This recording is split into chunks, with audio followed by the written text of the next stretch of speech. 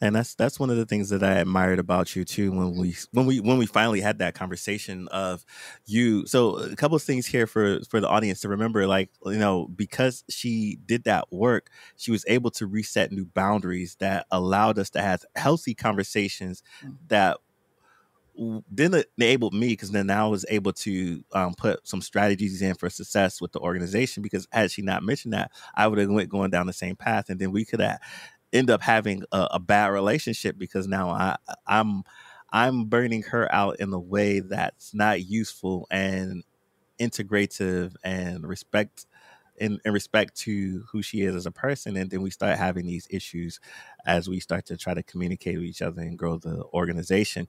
And sometimes it may not even be internally, these conversations and these boundaries need to set with the internal people. It might be a customer, right? Like that could be a issue as well. Maybe you don't have the right customers because you didn't put the right boundaries and Yes, funny. structures and strategies and We did systems in have a place. situation like that. I think that was a check for me, Yeah. because I realized that situation should never have happened. The kind of experience you and I have, that Mm-hmm. should never have happened. So Mm-hmm. something got dropped. And Mm-hmm. I took responsibility gravely for that situation, because I felt like, I missed something here. No, and this is not something that someone with my experience at my level, right, should be doing at Mm-hmm. this stage of my life. This Yeah. I allowed this to happen. And I want to just correct you on something you said, that you put me in a situation. No, I don't want you to look at it that way. It's a situation Mm-hmm. where I let that happen. See, this is a Yeah. big thing It's about true. taking responsibility and accountability, right? Mm-hmm. And again, I want it to be clear that I was, like, Terrell was able to give me a safe enough space for me not to be afraid of what the continuation of our relationship would be like once I made that declaration. Right? It's very Mm-hmm. important that if, and that is a testament to the kind of leader you are. It's very important to create safe spaces for someone to come to you, not for someone to feel like, oh, because you're such a great person that you don't want to Mm-hmm. hurt their feelings. No, that is not being a good leader. Being Mm-hmm. safe, being safe enough for someone to be able to tell you what's not right or what they think is an issue, what's a problem, is very important. You have to have that, what's it called? You have to be humble enough Mm-hmm. to hear that. Those are the Yeah. conversations that improve you as a person, not the ones where people are just cheering you on. Whatever. Those bounce off me. But when someone is checking me, those are the conversations that help me the most. In fact, when I was doing my healing journey, those are the ones that came out, because that person is telling me something that I'm not listening to, Mm-hmm. right? And then those are the areas that I can easily start working on, because someone helped me identify it. Yeah, I love that you said that, Mm. and you got to witness real time something that we both are working on, because Yes. me as this next version of leadership, I'm learning to, because before my leadership, I would always take accountability, even if it wasn't my mess, and Mm. I would find a way to fix it. Mm. And this new version of leadership is learning how to hold accountability for where accountability lies, Mm. right? Mm. As I improve in my leadership. And so thank you for bringing that to our attention. Mm. Um, I wanted to end us off on this, because I think we got some good strategies in there. The how, I want to end off on lessons. What lessons have you learned from your wellness journey that you like to share with our aspiring entrepreneurs, community activists, Mm. social innovators, particularly within the Black and Pan African communities? Okay. Well, again, the first thing is to realize that the work is intrinsic. It's not an external thing. The only thing external is the environment, right, that you're in, Hmm. right? So you have to take responsibility for getting yourself out of the environment. So that's another thing. You Mm. see, I don't want whatever. If the environment was something that you couldn't control, that's different from you deciding that I'm going to Hmm. get out of this, that I'm Hmm. going to take myself out of this. Because everyone at some point before they started experiencing success has done that. There's been that key moment, right? Hmm. I know T, you definitely had yours, and I Yeah. definitely had mine. Despite what everybody felt that, oh, she's successful. I'm like, man, I one of the things about social anxiety is that you think people are gonna see the chaos that's Hmm. within. So decided that I was going to seek peace, and that if Mm. anything didn't match that level of vibration of peace that I was in, it just wasn't for me. No matter how entitled, because look, I'm a fixer. I'm a solution-led person. So any problem, I'm ready. No, I'm not like that anymore. No, no, no, no, no. Don't bring a problem to me. Oh.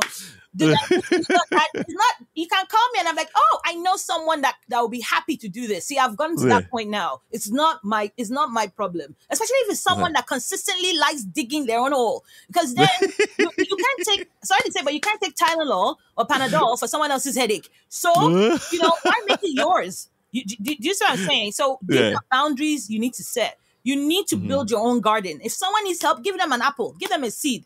Don't cut a tree or don't leave your garden and then let it grow weeds. And by the time you come back, you're like overwhelmed. No. You need to tend to yourself. You need to take care of yourself. At that point, you're doing your healing journey. Be prepared because you've paused. Your adrenaline that kept you pumping, that hit all the things that were doing you in your physical body is going to literally manifest. So don't be shocked if some illness pops up and you're like, where did this come from? It was already there.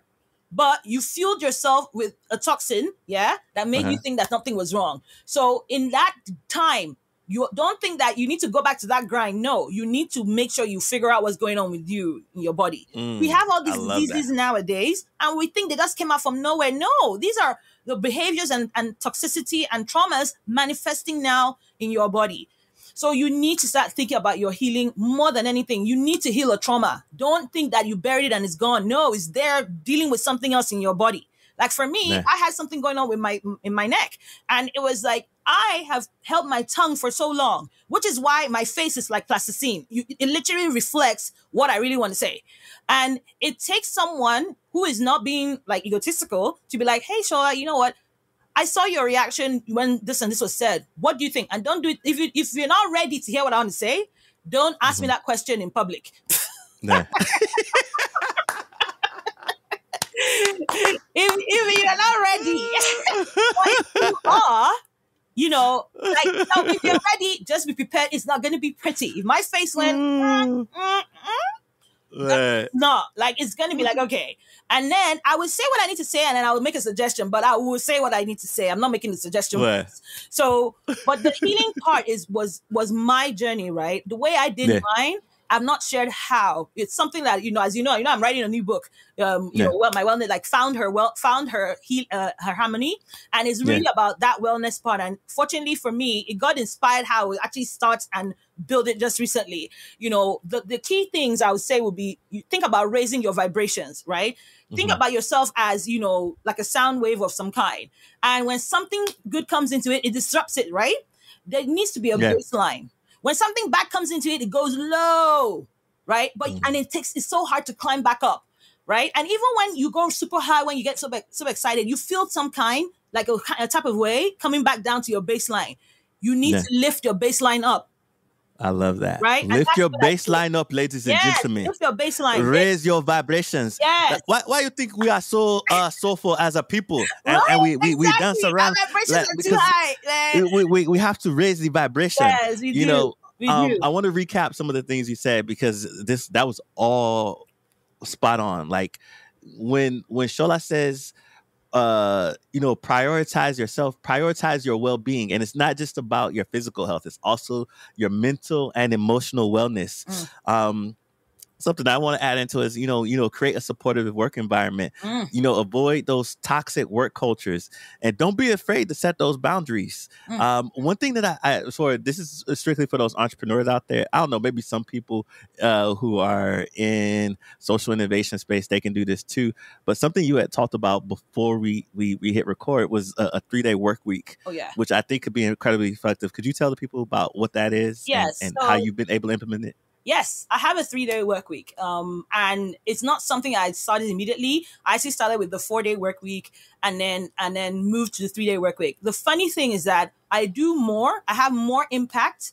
I'm more influence now with my 3-day work week than I did with my 7 days a week that I was doing years ago. Wow, that's crazy. Yeah, it's insane. And it's because I'm doing the things that I want to do now that match my frequency, right? I'm not just doing everything that throws me all over the place and then I get burnt out.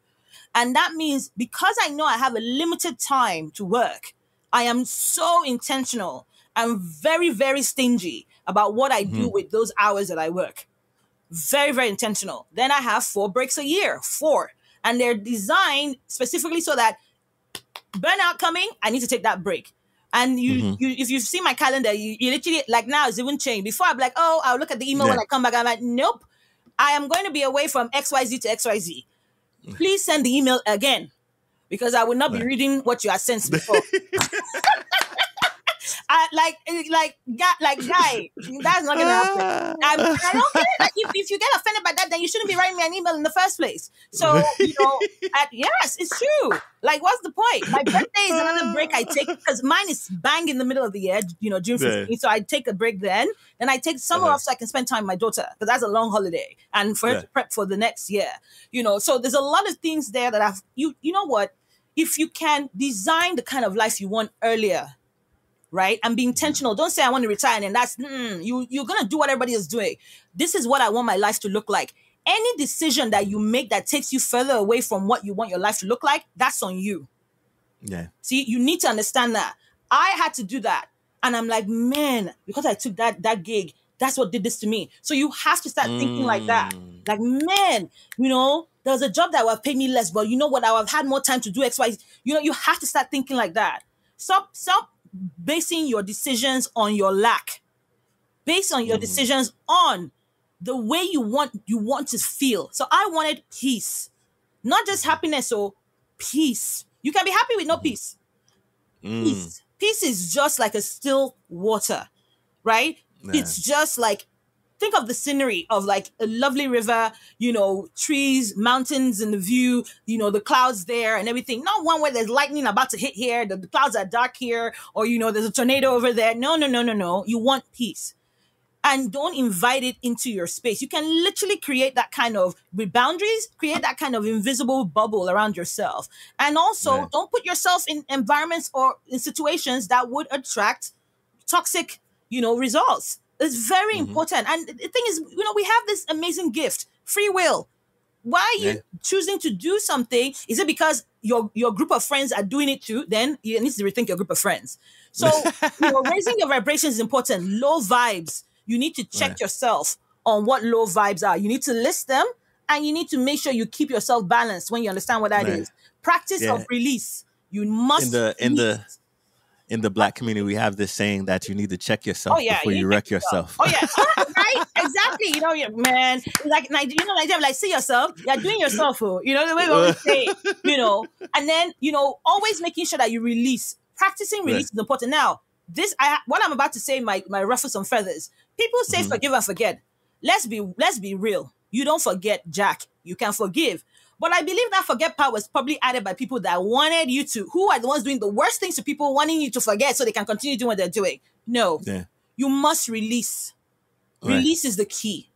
You release XYZ from your life, the person, situation, and release even the trauma.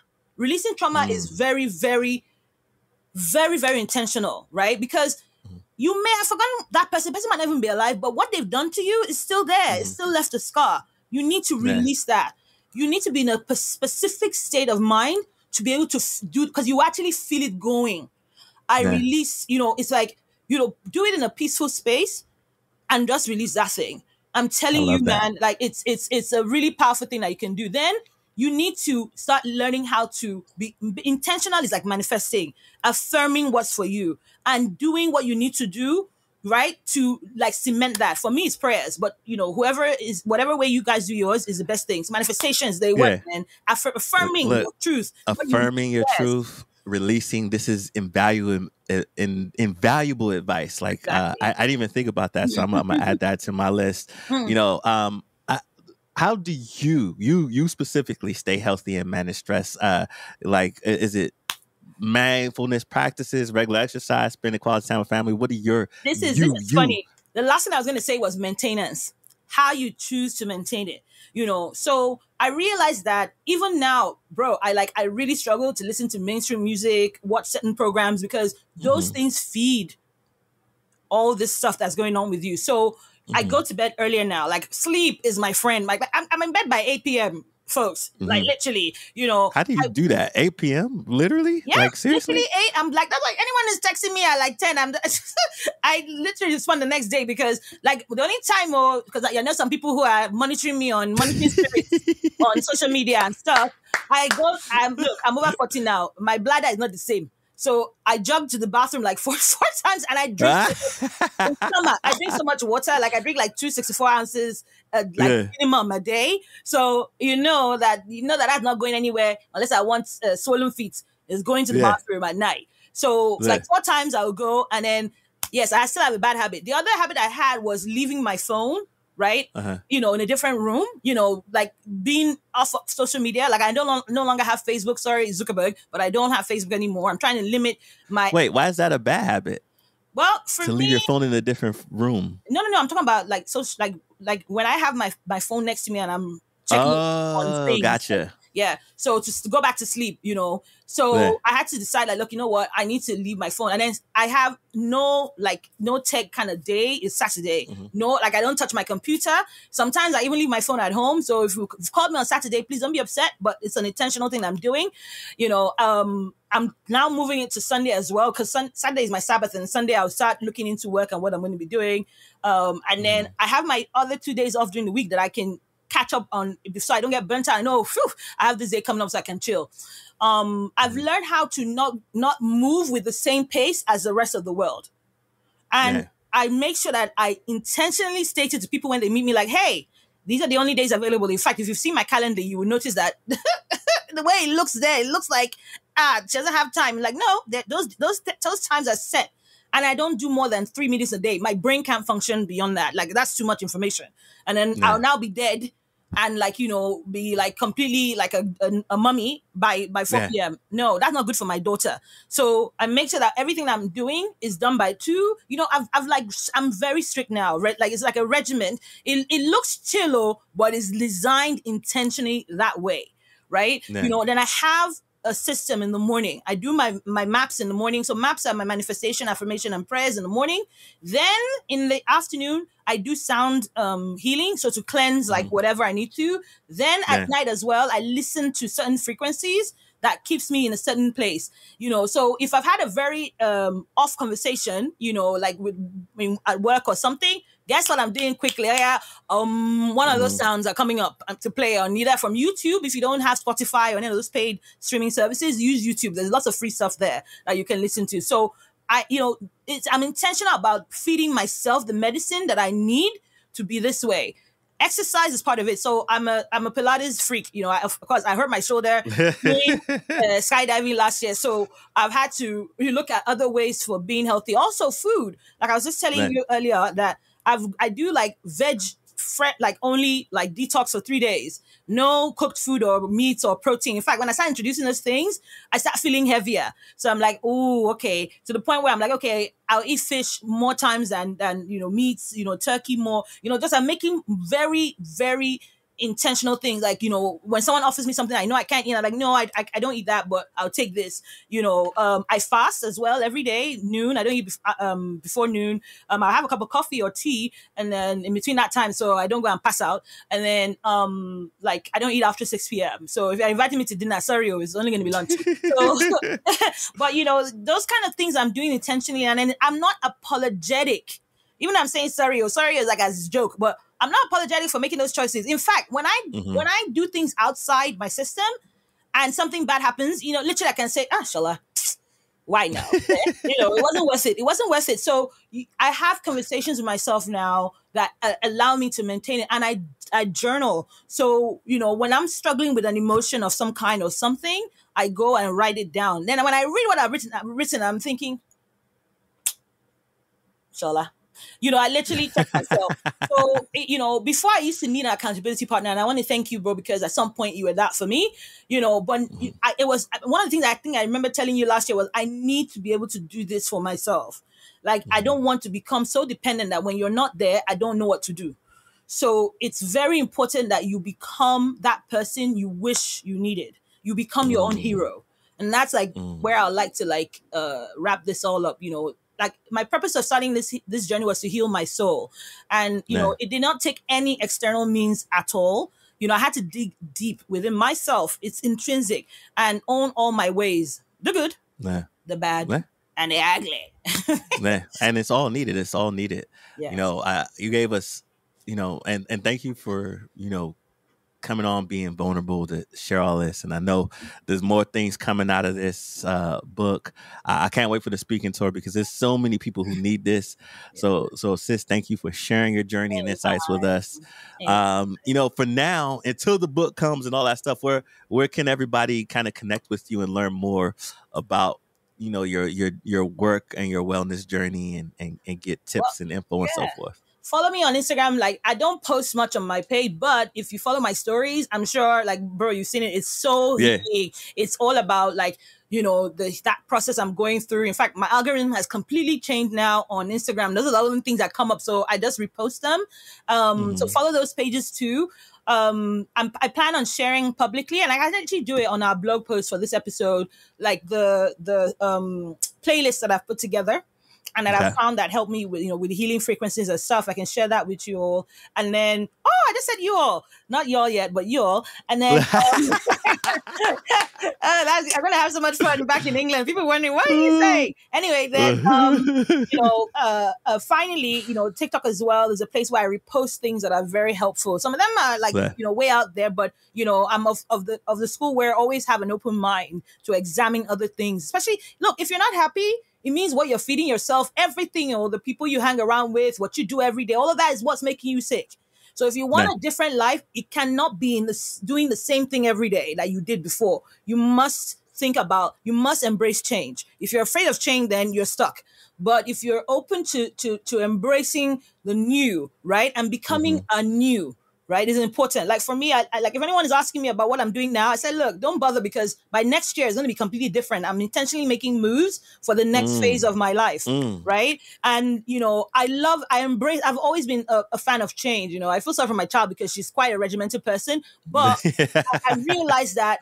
Like one of the things about her own learning difficulties is change. So she's learning how to. She asked me, like, Mom, what happens when you want to change something? I'm like, well, I said, does it just come into your head and you said, no. Before, yes, I was very spontaneous, but I realized that affected other people. So what I do is I think about something and I approach someone who is more pragmatic than I am. Bounce it off them. I hardly like anything they say. That would be me. I'm the more pragmatic person here. Like, can you give me the process of how this is going to happen? I'm like, we're going to do it. It's not how it's going to happen. So having to slow down to do that. And also, for others that, I had to realize another thing. Value. Knowing your value is not about worth in terms of monetary. It's about understanding your gifts. Right? A lot of things that I find normal for me are gifts to others. So when I learned the difference between that value system, that's another thing I'm going to help others with later on, in life, but because there are different levels to it. Understanding not just what I bring to the table, but how I am coming to the table. Understanding the level of, it's not intelligence, but the level of understanding that person other people will have in a room so I can deliver my message so that everyone in that room gets something. That is very powerful. So and we will have to do a whole nother episode on that.